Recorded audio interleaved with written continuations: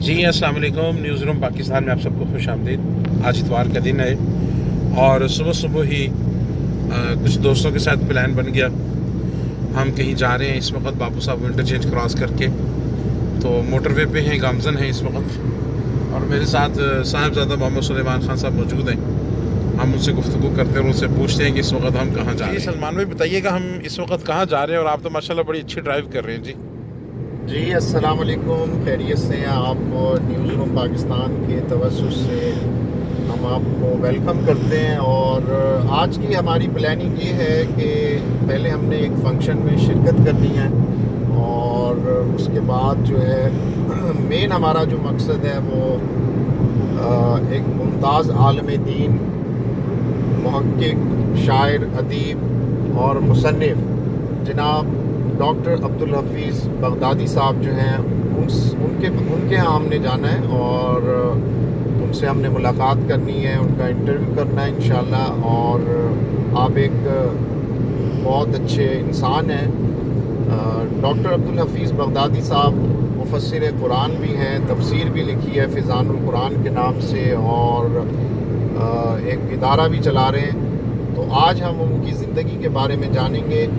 और साबिक जज हैं शरीयत कोर्ट के, तो ये हमारी खुशकिस्मती है। और मेरे साथ जो हमारे दोस्त हैं हाफिज़ मुदस्सिर साहब और अनवर साहब, हम जा रहे हैं इंशाल्लाह। ये सफ़र हमारा अच्छा गुज़रेगा। और आप देखें पाकिस्तान में मोटरवे की हालत ज़ार, और आप देख सकते हैं कि चारों तरफ दोनों अतराफ़ में जो है वो दरख्त लगे हुए हैं, लेकिन ये आप साइडों पर देखें कि काफ़ी मिट्टी है जमा हुई है। गुज़िश्ता हुकूमत ने कोई केयर नहीं की। अभी जब हम टोल प्लाजे पर मोटरवे टोल प्लाजे पर जब हमने पैसे दिए तो उसके बाद ही एक मांगने वाली खातून ठहरी हुई थी। तो हाफिज़ मुदस्सिर साहब ने कहा कि देखें, मोटरवे वालों को पता है कि ये मांगने वाली खातून जो है यहाँ खड़ी हुई है, लेकिन उसको वो हटा नहीं रहे। तो जब तक कानून की अमलदारी नहीं होगी, ये देखें आप साइडों पर कितनी मिट्टी है और केयर नहीं है। हर गाड़ी यहाँ से गुजरती है, पैसे देती है, चार्जेस देते हैं, तो कम से कम ये खड्डों को भरना चाहिए। देखें आपको खड्डे नज़र आ रहे हैं, सड़क उतरी हुई है। बहुत शुक्रिया। बाकी बातें इंशाल्लाह आपसे नेक्स्ट वीडियो में शेयर की जाएंगी और मालूमात देंगे इंशाल्लाह। अस्सलाम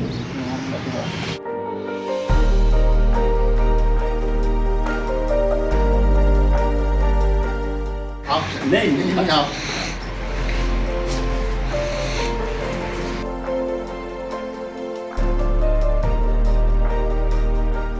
बिस्मिल्लाहिर्रहमानिर्रहीम। अस्सलाम वालेकुम नाज़रीन, आज इस वक्त हम एक ऐसी शख्सियत के पास मौजूद हैं जो मुमताज़ आलम दीन, मुहक्किक, शायर और अदीब और मुफस्सिर कुरान भी हैं, जिनसे हम उनके हालात ज़िंदगी जानेंगे और उनसे इस्तिफ़ादा करेंगे। अस्सलाम वालेकुम डॉक्टर साहब। अस्सलाम वरहमतुल्लाहि वबरकातुहू।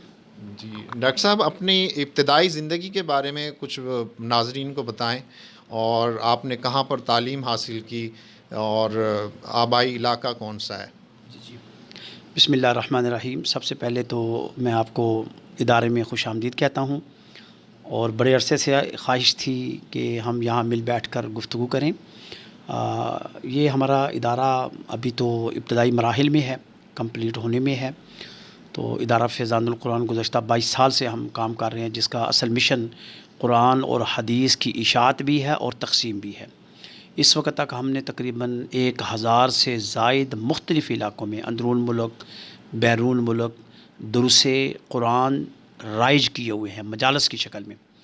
और बैरून मुल्क के अंदर भी कई ऐसे ममालिक हैं जहाँ पर हमारे यूट्यूब के ज़रिए भी होते हैं और सोशल मीडिया के ज़रिए भी दरस कुरान हमारे होते हैं। ज़ाती जो आपने क्वेश्चन किया, मेरा असल में पूरा नाम है हफ़ीज़ुर रहमान, और बगदादी सरकार गौसुल आज़म रज़ी अल्लाह तआला की निस्बत के साथ बगदादी है। डॉक्टरेट PhD की हुई है, इस लिहाज से डॉक्टर हफ़ीज़ुर रहमान बगदादी। लाहौर से मेरा ताल्लुक़ है, मेरी पैदाइश ही लाहौर की है, अंदरून शहर की है, और मेरा जो ख़ानदान है वो सारे का सारा ताजर है।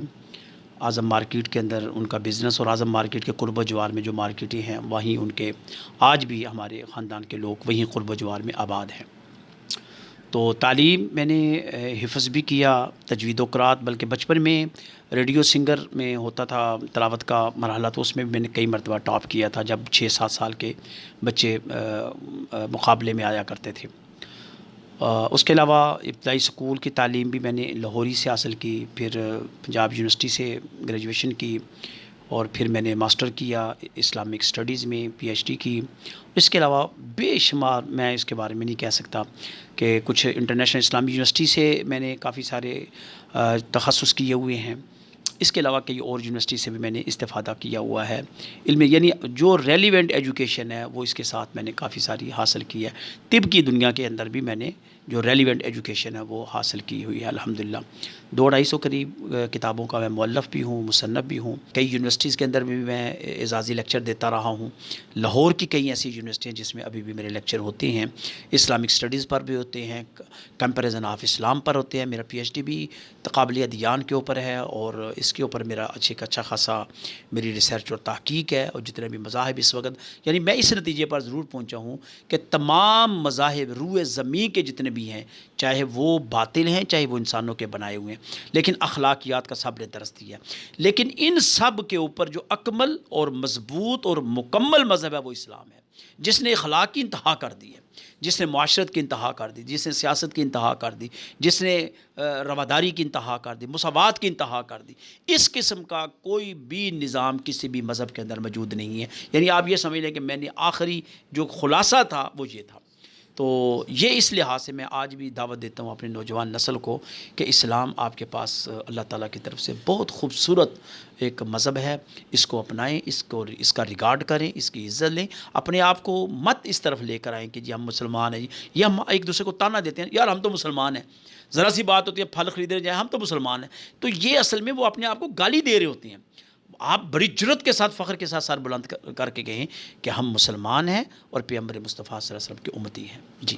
جی ناظرین، آپ نے پروفیسر ڈاکٹر حفیظ الرحمان بغدادی صاحب کی شخصیت کا ایک پہلو جانا کہ وہ علمی ادبی شخصیت کے مالک ہیں اور ممتاز عالم دین ہیں، مفسر قرآن ہیں، جبکہ ان کی شخصیت کا دوسرا نمایاں پہلو یہ ہے کہ یہ ایک معروف قانون دان بھی ہیں۔ آپ شریعت کورٹ کے سابق جج بھی رہے ہیں۔ ہم ان سے جانتے ہیں کہ آپ کا وہ ایکسپیرینس کیسا رہا اور قانون کی ڈگری آپ نے کہاں سے حاصل کی۔ جی ڈاکٹر صاحب، آپ بتائیے کہ آپ نے قانون کی ڈگری کب اور کہاں سے حاصل کی؟ جی بالکل، یہ میری زندگی کا ایک بڑا خاص اور اہم پہلو ہے۔ آزاد کشمیر کے اندر ہمارا ایک بیسک تعارف یہ بھی ہے کہ ہم خاندانی طور پر کشمیری ہیں، یعنی پارٹیشن سے پہلے کے کشمیری ہیں۔ تو ہمارا ایک استحقاق ہے کشمیر کے اندر کہ چونکہ ہم ریاستی سرٹیفکیٹ رکھتے ہیں، تو اگر کوئی وہاں پر پوسٹ ہو تو وہاں ہم اس کو اویل کر سکتے ہیں۔ تو آزاد کشمیر کے اندر شریعت کورٹس موجود ہیں۔ انیشنل جو سٹیج ہوتی ہے اس کو تحصیل قاضی کہتے ہیں، جو تھوڑی سی اوپر ہوتی ہے اس کو ضلع قاضی کہتے ہیں، اس کے بعد پھر رجسٹرار شریعت کورٹ، ایسے یہ الفاظ استعمال ہوتے ہیں۔ تو میں نے انٹرنیشنل اسلامی یونیورسٹی سے اسلامک لاء کیا ہوا تھا، تو اس لحاظ سے میں نے جب ٹیسٹ انٹرویو آزاد کشمیر میں کیا اس وقت کل نمبر 100 ہوتے تھے، 100 میں سے میں نے 98 نمبر لے کر، اور ہم تقریباً 3 آدمی تھے اور ایک پوسٹ تھی، تو میں الحمدللہ کوالیفائی کیا اور میں تحصیل قاضی شریعت کورٹ آزاد کشمیر میں اپوائنٹ ہوا۔ تو وہ ایک بڑا اچھا تجربہ رہا، ایک بڑی آپ سمجھ لیجئے کہ قانون کا ایک اپنا ایک لذت ہے اس کو، بلکہ میں کئی دفعہ کہتا تھا کہ ریٹائرنگ روم میں اور کورٹ روم میں بڑا ایک عجیب سا فرق ہے۔ ریٹائرنگ روم میں ہم بیٹھتے تھے تو اپنے آپ کو بڑا ایزی فیل کرتے تھے، جب کورٹ روم میں بیٹھتے تھے تو پتہ چلتا تھا کہ انصاف کس کو کہتے ہیں، انصاف کی کرسی کیا ہے۔ لیکن جو میرے لیے پریشانی کا باعث ہمیشہ رہی ہے وہ یہی ہے کہ مجھے پتہ ہوتا تھا کہ یہ بندہ جھوٹ بول رہا ہے، اور مجھے پتہ ہوتا تھا کہ یہ کیس اس کا رائٹ نہیں ہے، تو میرے لیے یہ میرے اوپر بوجھ رہا ہے، جس کی وجہ سے میں شاید میرا پرزہ ادھر فٹ صحیح نہیں ہو سکا، اور آج تک بلکہ میں اس کی سیٹ پریکٹس کر سکتا تھا۔ میرے من میں تھا کہ جب میں نے اس کو چھوڑا ہے تو میں فیملی کورٹس کے میٹر کو میں ڈیل کروں، وہاں چلا جاؤں، لیکن میں نے پھر دیکھا کہ نہیں، اس طوفان بدتمیز کے اندر بہت مشکل کام ہے ہمارے جیسے لوگوں کا۔ ہم ایسا یہ کر سکتے ہیں کہ ہم پبلک کے لیے کئی ایسے راستے تیار کر لیں کہ آنے والی نسل میں سے جب بھی کبھی انقلاب آئے ملک کے اندر تو یقیناً اس بات کی یہ چیز ہوگی کہ جو آتھر ہیں انہوں نے کیا لکھا، کیا روٹس تعین کی۔ میں نے کہا بجائے ہم اس سمندر کے اندر بہہ جائیں، ہم کچھ روٹس تعین کر دیں۔ تو اس کے اوپر جیسے طلاق کا ایک بہت بڑا مسئلہ تھا، خلا کا مسئلہ ہے، زہار کا مسئلہ ہے، تو میں نے بہت سارا اس کے اوپر کام کیا۔ میری ایک کتاب ہے نجم النساء کے نام سے، وہ ساری کی ساری خواتین کے اوپر ہیں۔ تفسیر قرآن کے اندر جہاں پر بھی خواتین کے مسائل کا ذکر آیا ہے میں نے اس کے اوپر بھرپور ڈبیٹ کی ہے، اس کے جتنے بھی خد و خال ہیں ان کے اوپر ڈسکس کیا ہے، اور قانون کے دائرے نہیں، اسلامی قانون کو پرائرٹی دی ہے۔ مثلا ایک بچی ہے وہ بھاگ کر نکاح کر لیتی ہے، پاکستان کے قانون کے اندر اجازت ہے، جی بالغ ہے، عاقل ہے، لیکن شریعت کہتی ہے لا نکاح الا بولی۔ میں نے کبھی بھی اس کے اوپر اپنا اوپینین نہیں دیا کرتا تھا، بلکہ میں اس کو اریسٹ کرتا تھا۔ تو بعد میں وہ اگلی کورٹ میں جا کر، وہ اپیل میں جا کر وہ بری ہو جاتے تھے۔ تو یہ ایک بڑا سیٹ بیک رہا ہے۔ تو جہاں پر اسلام نے تعین کیا ہوا تھا حدود کا، ہمارے ہاں وہ چیز لچک میں موجود ہے، جس چیز کی وجہ سے ہمارا نظام جو ہے وہ آج بھی کمزور ترین ہے۔ کئی جگہوں پر بچیاں بھاگتی ہیں، کئی جگہوں پر بچے بھگاتے ہیں۔ نتیجہ یہ نکلتا ہے کہ سوسائٹی اس نام سے ان کو پروٹیکشن دیتی ہے، وہی لفنڈر ٹریپ پروٹیکشن دیتے ہیں جی کہ ہم عاقل ہیں، بالغ ہیں اور ہماری مرضی ہے، جو مرضی کریں۔ یہ نہیں ہے۔ شریعت نے خاندانی نظام دیا ہے، شریعت نے حقوق دیے ہیں۔ حقوق یہی ہیں کہ ایک عورت اپنے والدین کو قائل کرے، ایک مرد اپنے والدین کو قائل کرے، اپنے ولی کو قائل کرے کہ میں نے یہ راستہ اختیار کر رہا ہے، لیکن ولی کے ایکسپیرینس کو وہ وائلیٹ نہیں کر سکتا، وہ اس کے مطابق لے کر چلے گا۔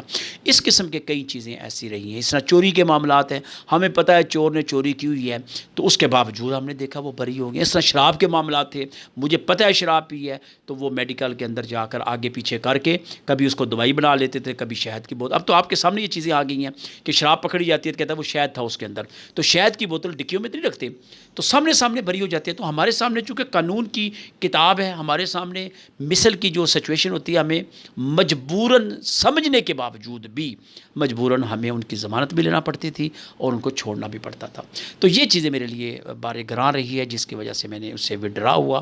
تو میں نے کہا یہ راستہ اختیار کیا جائے جس میں لوگوں کی تربیت کی جائے، لوگوں کو اس طرف لایا جائے۔ اس میں الحمدللہ اس کی نسبت اس میں زیادہ کامیاب ہوا۔ جی